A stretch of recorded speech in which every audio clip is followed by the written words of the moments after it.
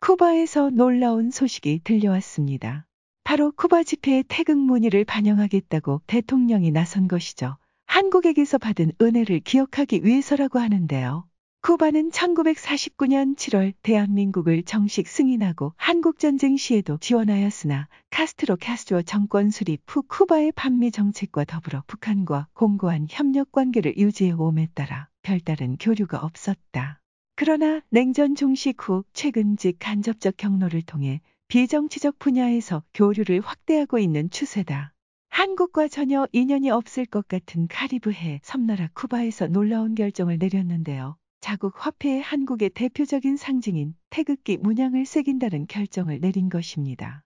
미겔 디아스 카넬 쿠바 대통령은 관저에서 특별 명령을 내리고 한국이 쿠바에 보내준 은혜를 갚기 위해 자국 화폐에 태극기를 새긴 특별기념 화폐를 제작, 쿠바 페소의 태극기 도입, 내부 검토를 거친 뒤에 조만간 화폐 도안에 반영하겠다고 밝혔습니다. 쿠바는 과거 외국인들이 이용할 수 있는 화폐인 불태환 페소 CUC와 내국인들이 이용할 수 있는 전통 페소 CUP의 이원 체계였으나 2020년부터 이중 화폐 체계를 폐지.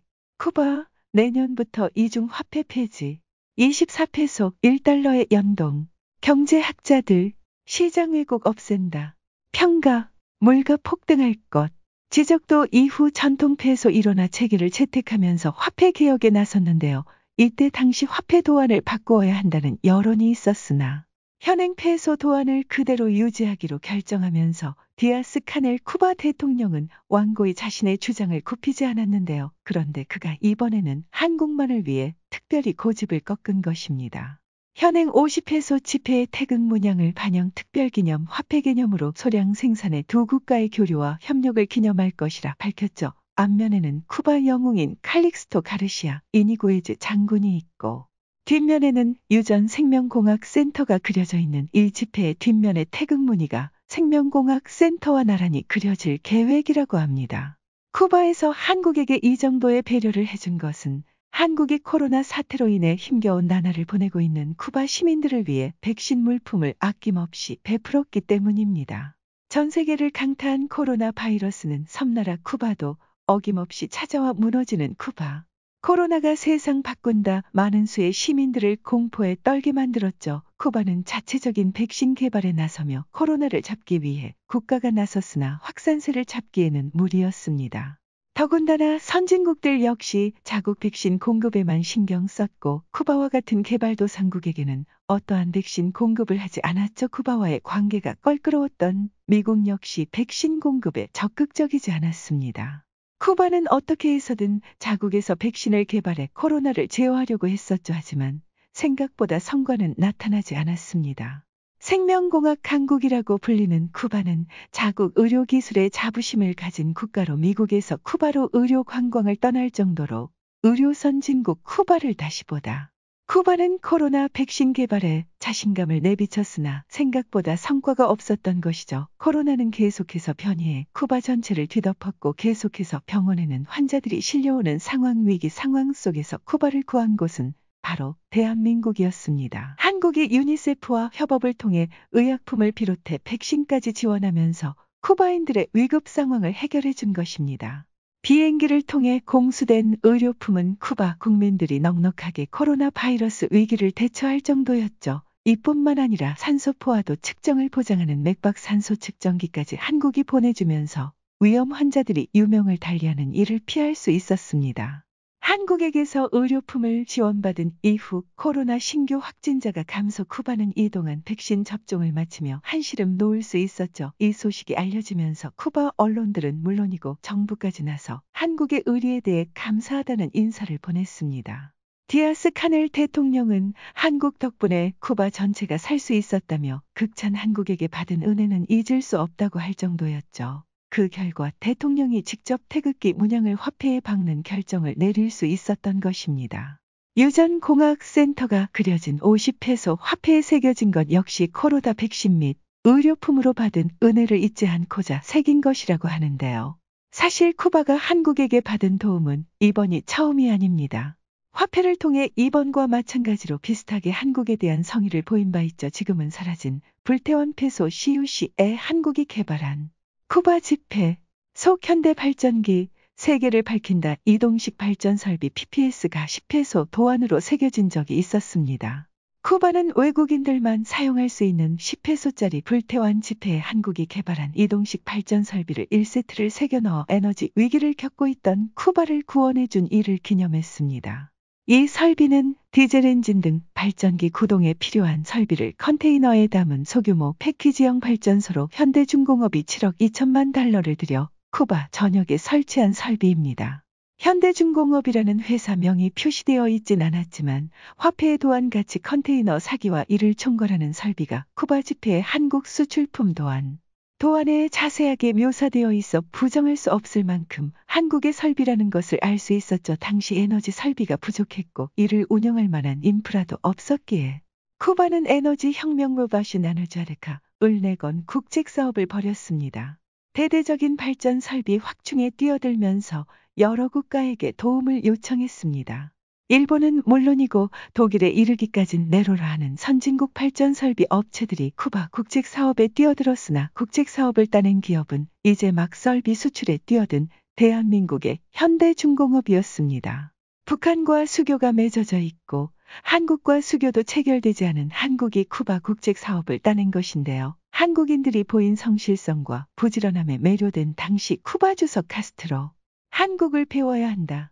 큰 관심 피델 카스트로는 한국이라면 믿을 수 있다며 한국을 점 찍은 것입니다.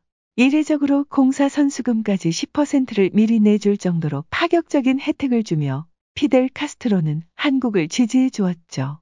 한국은 믿음에 보답하며 성공적으로 이동식 발전 설비를 설치했고 현대중공업이 펼치는 쿠바 전력혁명. 쿠바 지폐엔 현대 발전기가 기술이 그들을 감동시켰다. 이 덕분에 쿠바 수도 아바나의 전력 30%를 책임지는 인프라 구축을 완료했습니다. 쿠바 시내 곳곳에 켜져 있는 불빛의 상당수는 한국의 손길이 닿아 있는 불빛으로 한국이 없었다면 쿠바 시민들은 지금도 어두운 거리에서 고통받았을 것입니다. 피델 카스트로는 한국이 보여준 놀라운 결과물에 탐복했다고 하죠. 이후 그는 한국을 쿠바는 배워야 한다고 말하며 한국을 칭찬. 이후 니카라과를 비롯해 남미 주요 국가들이 설비 도입에 고민할 시기 피델 카스트로 주석이 직접 한국을 추천해 줄 정도였다고 합니다. PPS 세계자연유산 갈라파고스에 불 밝힌다. 그런데 남미 혁명의 주동자인 피델 카스트로 주석이 어떻게 한국인들의 성실함과 부지런함 그리고 놀라운 기술 실력을 알았던 것일까요? 지금과 다르게 몇십 년 전의 한국은 누구도 모르는 국가였습니다. 피델 카스트로라고 해도 예외는 아니었죠. 그러나 그가 한국인의 특성을 알 수밖에 없었던 이유가 있었습니다. 바로 피델 카스트로의 혁명 동지 중에는 한국인이 있었기 때문이죠. 쿠바 혁명의 주역 이문조를 아십니까? 헤로니모 임조아느머함 한국 이름 이문조가 바로 그 주인공입니다. 돈을 더 벌 수 있다는 이야기에 쿠바 행배에 탑승했죠. 거기서 그는 해외 독립운동에 투신하게 됩니다. 해외에서 번 돈을 고국인 조국으로 송금하면서 독립운동 자금을 벌었던 그는 한국 이주민들을 규합 미국에 존재했던 대한인 국민회의 쿠바 지회를 열며 독립운동가로 성장합니다. 카스트로와 쿠바 혁명 이끈 한인 그의 부친은 독립운동가 아버지 아래에서 독립운동의 정신을 배운 이문조는 쿠바 수도 아바나 대학에서 운명적인 만남을 가지게 되었습니다. 학생운동을 주도하던 피델 카스트로와 깊은 우정을 나누게 되었죠. 그의 사상에 감화된 이문조는 쿠바 독립을 외치는 카스트로와 혁명 동지로서 쿠바 혁명에 뛰어들었고 카스트로와 오랜 세월 교류하면서 결국 쿠바 혁명을 이뤄내는 데 성공하게 됩니다. 그는 혁명 정부의 주요 요직을 맡으며 쿠바 고위 인물들과 우정을 쌓았습니다. 혁명을 위해 불살랐던 자신과 한국인들이 비슷하다고 생각했고 결국 이는 쿠바에서 한국인들이 활동할 수 있는 길을 열어주었습니다. 한국과는 비록 수교는 하지 않았어도 피델 카스트로가 유독 한국에게 너그러운 자세를 취했던 것은 바로 이런 사연이 있었기 때문이죠. 엄격한 검열과 통제 사회였던 쿠바 사회 내에서도 한국 문화가 널리 유행할 수 있었던 것도 이 때문이었습니다. 한류로 좁혀진 거리 미래의 100년의 달이 있는 이들. K-팝 등으로 두 나라 더 가까워져 한국 방문 원하는 쿠바인도 다수. 제한되지 않은 한국 문화는 쿠바인들의 마음을 사로잡았습니다. 특히 한국 드라마의 뛰어난 스토리에 감동한 쿠바인들은 쿠바 사전까지 훔쳐 한국어 도둑 공부 열풍. 한국 드라마 보려고 한국 스페인어 사전을 구하기 위해 한인들이 살고 있는 곳을 찾아 사전을 도둑질할 정도로 쿠바인들은 한국 문화에 진심이었습니다. 이는 시간이 흘러서도 마찬가지였죠. 2022년 쿠바인들은 동양인을 보면 한국인 을 맨 처음 물을 정도로 한국인을 형제나 동포로 여길 정도입니다. 오래 이어진 한국과 쿠바의 우애가 결실을 맺길 바라며 미국과 쿠바가 수교를 했던 것처럼 한국과 쿠바 역시 조만간 수교를 맺어 공식적으로 교류를 이어갈 수 있길 기원하겠습니다.